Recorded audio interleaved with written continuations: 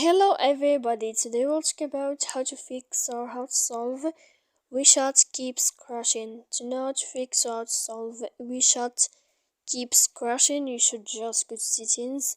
After that, you will enter to apps, default apps, app settings. Here in this page, you will enter to the window of WeChat. When you'll find this page of app info, you will click on first stop and you will click OK. Then you will enter to storage. After that, we click clear cache, and in the end you can turn off your Wi-Fi. You will wait a moment and you can turn on your Wi-Fi again.